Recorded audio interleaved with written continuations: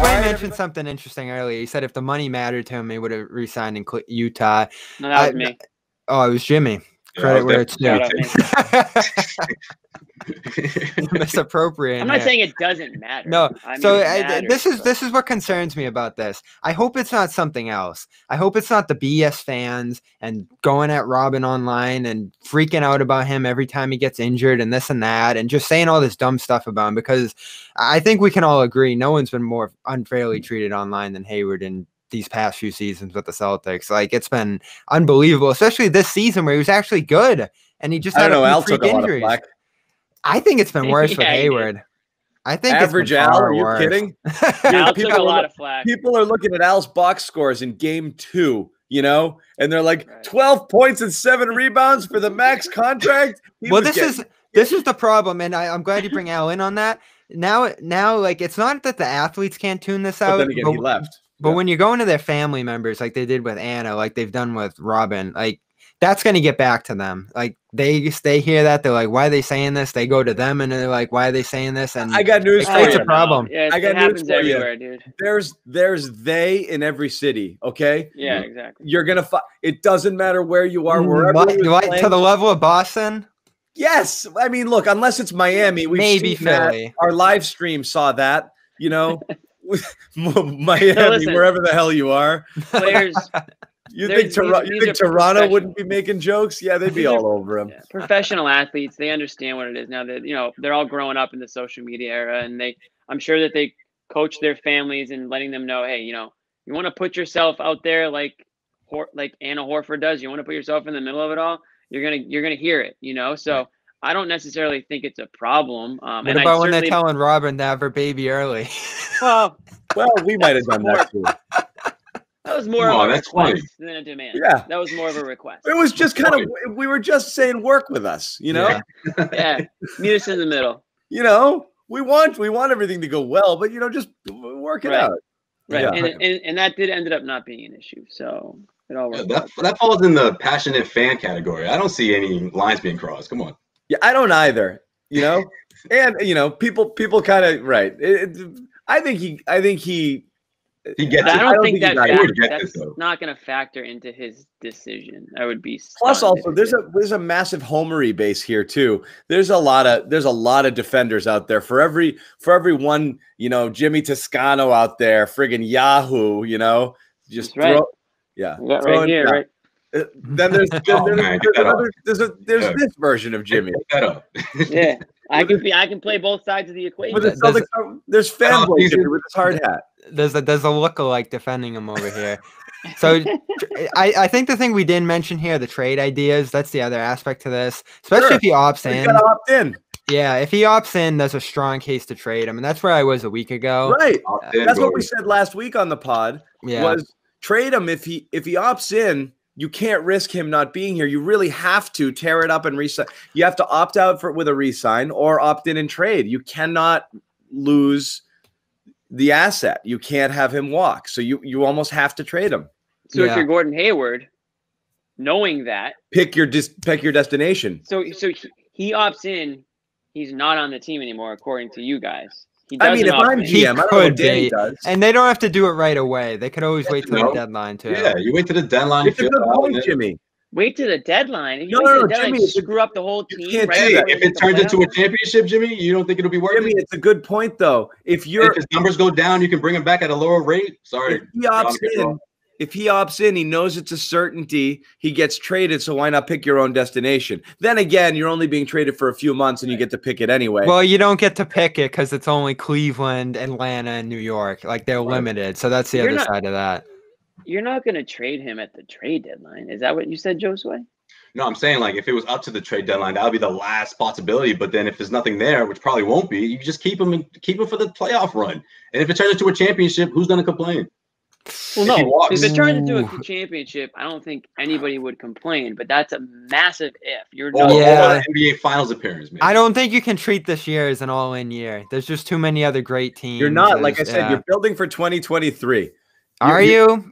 That's what I keep looking at that target. Then trade Marcus Smart. I keep looking at that that time when you're going to have to surround Jalen and Jason with the team that's going to keep them here for the rest of their career. You also career. have this time right now, though, where Hayward's very good and Kemba's still very good. Why do you think they're so far from NBA Finals? Like, I'm not saying that. What I'm saying is the most important benchmark to me is that kind of 2.0 portion of their careers where you have to make sure you can't sell out for now and leave yourself holding the bag because you'll have nothing. Okay. Those guys will pal up and go to a cool city and see you later. And then you're friggin' back into So you're telling me if Gordon stays for another year, opts in, and then he leaves, the Celtics are doomed. They're no longer. You're not doomed. You've just lost another asset. You're out. Danny's out of draft picks now, so he's lost his capital. Right. You need that salary and or a player of his capabilities on the roster. And if you have nothing to replace it, it weakens you. That's all I'm saying. You don't have the picks. You don't have the trade. You don't have the picks. You don't have the salary to trade. You've got nothing. You have no trade. Look, if you don't have any cap space, so you can't improve. You got to hit a home run in the middle to late stages of a draft, which we are clearly seeing has not happened. This is the only thing I'm worried about is Atlanta. If Atlanta doesn't do it, then I think the Celtics can sort of maybe not name their price, but they can work with Hayward and they'll get it for a reasonable price. But that's the only thing I'm really worried about is the Hawks. And even if Atlanta does pursue him, you'll have to pay a little bit more. But I still think you should do it. I still think you should do it. Where else are you going to put that money? As long as it's 3 years or less, because 2023, you're going to want a lot of money coming off the books. I think Smart comes up after 22. But the other reason you might want to trade him is if you get a Miles Turner back, if you get a TJ Leaf or some of these other guys from the Pacers, they're not great, but they're tradable assets into the future. You could trade those guys in 2021. You could trade those guys in 2022. If you lose Hayward, what are you talking about for trade assets? Smart, and that's it. Because you're not moving Brown, you're not moving Tatum, and unless you hit a home run in the draft, how are you going to improve?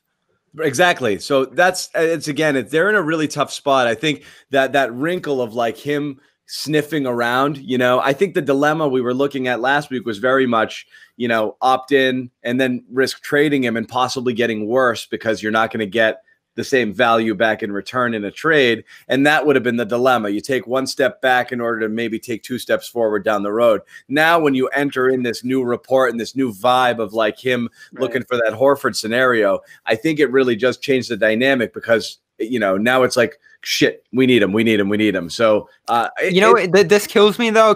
And disagree with me if you want here. I still think this team's best chance. Clay's been on Hayward since when? Since his minutes when he started coming back, right? Oh, that's right. Were you with Stephen A? Problem, okay. He was the problem in 2019. That's true. He's gonna rip it off, and there's gonna be a Jay Crowder jersey underneath that sweatshirt right now. Okay. It's been personal since we ran Jay out of town to bring Hayward. I have one too. I'm actually I'll hang it up here next time. Jay Crowder, for what he's getting paid, y'all would love some Jay right about now. Jay was great in the finals. I wouldn't. Or not the finals, the rest of the playoffs. I still think the Celtics' best chance to win a championship is having Brown, Smart, Hayward, Kemba, and Tatum healthy all at the same time, which we never saw last year. We got Doc Rivers here. Might be a pipe dream. Never lost a playoff series when healthy. Yeah. Right. And you might never get to that, but I still think you want to give it another shot. And that's why I think the long-term extension is the best move here. Yeah. I mean, all right. What about trades? I mean, are there trades that you'd be happy with? I know we mentioned Turner. I mean, Zach Lowe mentioned the Portland one stunk. Yeah, Zach Collins. That Indiana one's the one. Footer. It's that Indiana one that everybody's really stuck on here. Yeah, because Turner's good. It fills a spot in need. Maybe you could get Oladipo in there somehow, and you're getting a star back with questions. It's intriguing for sure. And it's intriguing because there's names attached. Whether or not they fit here remains to be seen. You also don't burn a bridge with Hayward, which matters. Like, he would be happy going there. He would. So I don't care. A lot of things work. Gives a shit. Danny Ainge is worried about burning. Here you go. Hey. What about the Hawks? What about Atlanta? Clint Capella again. That name came back up. They'll sign him if they want him. They're not going to trade for him. No. I don't OKC. I don't love any of the other ones except for the Indiana because it's always like, well, what if Oladipo, regains that, Right. there's always a chance, but you don't know. Yeah. All right, we spent a long time on Hayward. Let's move on because we're going to keep talking about it because it's going to continue to be a story. What's our date for free agency, Bobby? None yet. I know. Where are they? What's being kicked around now? I know it's not settled. December 1st, probably. Although if they do this December 22nd start date, it'd probably be like November 19th. I read one article today about like how squeezed this all could be. It's going to be insane. Yeah. Absolute. I mean, this is going to be fun, by the way, because we could do this thing nightly. It's going to be a free if they do December 22nd, we'll do our draft show. We'll have a free agency show the next night, and then training camp starts December 1st. Yeah. That'd be awesome. I don't think it's gonna happen, but man, that would be fun. All right, let's move to the other big story today, and that's real quick. Hold on, real quick. No, I've moved on. I changed the graphic. Come on, Oh, you did. All right. All right, go ahead. What do you want? No, I was gonna say real quick. We're talking about like 2023 and Gordon Hayward and all this stuff. The Celtics. I think what we're missing is the Celtics need to hit on some sort of draft pick in this from now until then, right? Because they've kind of missed some of these middle picks we've talked about, and the whole way of bridging and getting those low contracts in there and mixing with a high contract like Jaylen Brown or Jason Tatum is you have those guys to bridge it. So you're not saying, 2023 is a hard cutoff. It's going to be a whole new lineup. Then it's like you need to. Listen, if you're the Celtics and you don't like anybody in this draft, you need to figure out a way to get into next year's first round. Because like you said, John, they don't have any future first. They need to start working some of those.